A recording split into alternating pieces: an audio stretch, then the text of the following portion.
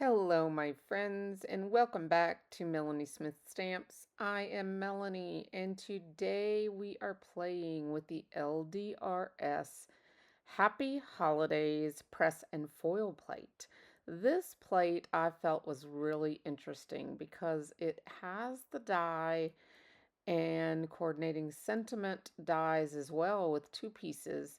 And I just thought it was really pretty the way the candle fits right in there. And you can actually use the dies to cut out even the inner flame. I'm also bringing in the hand-torn oval dies, and I'm in love with this set. It works with 5x7 cards, and we're actually going to make two 5x7 cards today. And I love that LDRS Creative has listened to our requests. We have asked for dies that work with the 5x7 cards, but also with our A2 so that they're more versatile. And that's what this is. So let's jump in and start our foiling. We are going to foil and press today. So as this heats up, I'm got two pieces of 5x7 cardstock here already out. One is a piece of BetterPress card. We're going to use that next. But first, we're going to use a piece of hammermill and some gold foil, and we are going to foil up this gorgeous Happy Holidays press plate. So I'm going to cut a piece of foil here while our foil machine is heating up, and I got it cut perfectly, and now we're all heated up. I'm just going to unhook the base, lay the foil shiny side to the press plate, your piece of paper down on top, and your two shims. I'm running it through the Platinum 6 off to the side, and then we will reveal the beautiful foiled image. So here we go for the reveal. I always love this part. So here is the gorgeous foiled image, and press plates always foil so beautifully. So I always feel like they're my go-to. So if you have struggle foiling, always remember BetterPress plates foil perfectly. So I'm just going to cut off a piece of scrap foil here at the bottom of this excess foil because I'm not planning on reverse foiling it. And I'm going to just heat this up again, and we're going to just foil this sentiment as well onto a scrap piece of paper. So I'm just going to do that real quick here, and that way we have our sentiment. So as I was explaining earlier, the sentiments in this sentiment has two dies that go around it. One of them cuts the sentiment super close. The other die gives it a shadow. So you have two ways of die cutting this, or you can use them together, which is what I'm going to do in these cards. So now we're going to use our press plate, and we're going to BetterPress it on a piece of BetterPress paper. And so I am going to just do these real quick. I was thinking it was going to fit and I was going to be able to do both at one time, but I forgot we're doing 5x7 and there's not a whole lot of room left on this plate. So I'm going to ink this up with my Raven Black ink from LDRS Creative. And while I'm doing this, I want to remind all of you that I do have a 15% off coupon code. So anytime you're shopping with LDRS Creative, remember all you have to do, and this is just a code that you can use anytime you're shopping, and it's usable more than once, but all you have to do is enter Melanie15 at checkout, and you will get 15% off most items in the store. So keep that in your back pocket and don't forget to use that. Now this LDRS Creative Extreme Clean is one of my favorite products because it does clean the BetterPress plates beautifully. There are a couple colors that it still doesn't get off the plate, usually yellow and like a light brown. Unfortunately, it's crazy. But the really stubborn colors like your hot pink and your black and your, you know, bright blue and colors like that still come off perfectly. So I really do appreciate the extreme clean. Now I'm just going to press this sentiment one more time on another piece of paper. I'm just using a piece of hammer mill here instead of the BetterPress paper. Sometimes I do this with sentiments when I'm not really worried about getting an impression. The BetterPress stamps as well. So it doesn't have to use BetterPress paper. You can use regular cardstock in the BetterPress if you're not worried about getting an impression. So remember that. You can use it on any kind of cardstock and you just won't get that impression into the paper, that debossed look and feel. So I do that, when I'm using all types of paper. So we are going to now look at our two panels and I'm going to be die cutting that out, die cutting the things in 1, 2, 3 magic. And we are going to have our backgrounds. Okay.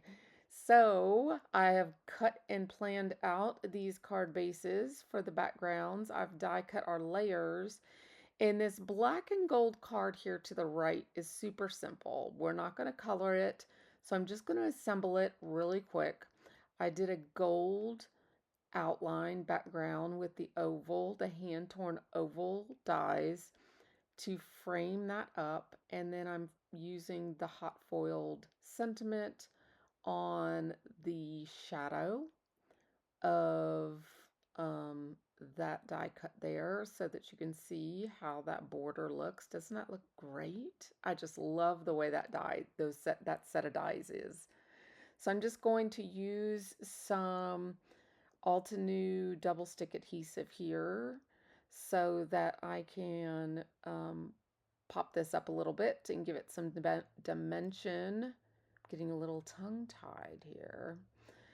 And we will pop this center piece up and then we'll attach our sentiment to it. And the background of this pattern paper I'm using here does have gold foil in it as well. So it's just kind of neat to do a complete black and gold card. A little different for Christmas, I think, but hey, it's okay to be different. You be you. I'll be me, and everything will be okay. So I'm going to add this sentiment right here at the bottom. And doesn't that happy holiday plate look great in the hand-torn circles? I just love it. It looks like it was made for it. Look at all that shine. Woo! Love it. Okay, set that one off to the side, and now we are going to do another one. But first, let me show you a trick. I die cut that background shadow die out of that background layer that we're going to put behind our panel. And that way I could have a coordinating shadow for my sentiment. That way it'll match the shadow that is around our beautiful focal. So I've got that all put in place and we'll set that to the side and we'll put that together after we color our gorgeous wreath. So I'm bringing in some Distress watercolor crayons, or pencils, should I say. And I'm using these 3 colors here. And I will color this up pretty quickly for you guys. I'm just using the 3 colors. I'm not worried too much about lots of lights and darks. The beauty about the Tim Holtz pencils is the ease of coloring, and that's what I love about them. You can get darks and lights. You can add more colored pencils in, but for this, I'm just having fun. I'm just sitting back, coloring, and enjoying the moment. And that is what I recommend when coloring, because you don't always have to do all of the depth and dimension, with your coloring. You're shading, and you don't have to overthink it all the time. And sometimes I do. I am an overthinker when it comes to coloring, but I wanted something easy today. So I went with the Tim Holtz watercolor pencils. Now, something you may not know is that you can do layers with the pencils. So here I'm doing the first layer of red, and I actually am kind of taking some creative license with this wreath, because the wreath, if you remember when I showed you the package earlier, the wreath is actually in the packaging all green. And I decided to turn this front greenery into a poinsettia. So I am taking some creative license on the artist's vision, and I'm changing these leaves at the front and coloring them red. There are some berries up front and center, and that's what made me think poinsettia. I'm pretty sure it's actually holly, but I turned it into a poinsettia. So whenever you have an idea, don't be scared to go for it.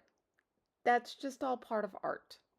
There's nothing wrong with changing things up. So, about the layers. Now, I did my first layer of red there, and now it's drying. And I'm just going over the green here in a really light coat of green. I'm just scribbling right now. I'm scribbling all of the white areas in really lightly. And then as that red dries, I'm going to come back in with the same pencil. See, I felt it there with my fingers to make sure it was dry. And I'm going to deepen the red. I'm going to deepen it. And here's where you could get some contrast. You could actually make it darker in the centers, lighter on the edges, or you could come in with the darker pencil. So you can still do that shadowing and layering and everything just like a Copic marker. It's just not as difficult. So I'm just using one pencil. So you can go with one pack of pencils and get a lot, a bang for your buck here. But I chose to just show how you can use one pencil and make it go a long way. Now, here with the green, all I'm doing is getting all of the green wet. It's blending in that really light coat of scribble that I put down, and it's making all of the little scribble lines go away. So water takes all of those lines and makes them go away with your pencil lines. It makes it dilute. In other words, it turns it into watercolor. So I'm doing that, letting or giving time for everything to dry. And I'm just going to add the water also to the poinsettia. So everything now is wet here, and now I'm letting the green dry so I can go back in with my second layer of green. So this is going to finish up the poinsettia, and I forgot I hadn't put water on the poinsettia yet. It wasn't actually wet there a second ago. I got ahead of myself.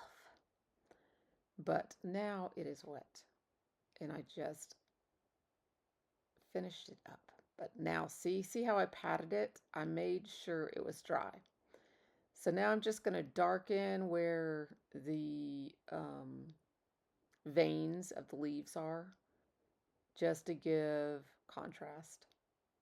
And I mean, I wouldn't even have to do that if I didn't want to, but I just wanted it to be a little more than just pale leaves.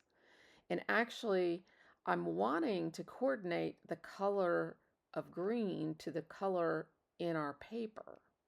And that was my goal here. And I actually pull the paper over here in just a second to actually, match it to the paper, because that makes for a cohesive look. When you use pattern paper in your project, the coordinating to the paper whenever you're coloring or using cardstocks or anything like that if you coordinate it to the pattern paper, then everything looks like it goes. It just flows, and it really comes together in the end. So I am just finishing up these leaves, just getting them all wet. Here's the background paper that it's going to sit on, and that's why I brought it in, is to see the color and how deep it is. And just, I'm getting there. See, I'm getting there. It's really, really looking like that background paper, and that's what I was after. I'm just blending in all of the pencil lines that I did on those different stems, or veins, I guess you would say, call them. So this is a lot of coloring, and it really doesn't take a lot of time. With me sped up like this, it really doesn't take a lot of time. But it only took about maybe 20 or 30 minutes for the whole thing from start to finish. I'm just going to color the candle yellow, and watch how vivid the yellow gets when I add the water to it. That's one thing that happens when you add the water to the pencils. The pencils like liven up, and you can really see it here in the yellow. You could see it in the red earlier too, especially if you have a larger screen. If you're looking on a phone, you might not see it, but if you're watching on either a laptop or a TV, you'll definitely see the vivid. Now look at the flame. Do you see that the flame is inked in black? That's because my outline is black. Well, we weren't having that. And I actually got this idea from a friend of mine. We were talking and chatting, and she gave me the idea of making the flame gold. So thank you, Betty. I appreciate your idea. And here we go. We're going to make it happen. So we are using gilding wax and a tiny, tiny little paintbrush. And I'm not using my Altenew paintbrush. I actually pulled in a cheaper, less expensive paintbrush to do this because I was not sure if the gilding wax would like dry solid or, make it tough on the bristles or anything. And I did not want to mess up my beautiful Altenew pencils or paintbrushes. So it actually did not damage the paintbrush. Luckily, I did moisten it and get it wet and clean it off right afterwards. But it gave a brilliant shine to the flame, and I left a little black outline. So that turned out really nice. Nice little finishing touch. So I'm going to go ahead and glue this flat this time instead of popping it up. And then we'll pop up the sentiment instead. And that way, that little gilding wax has a chance to dry.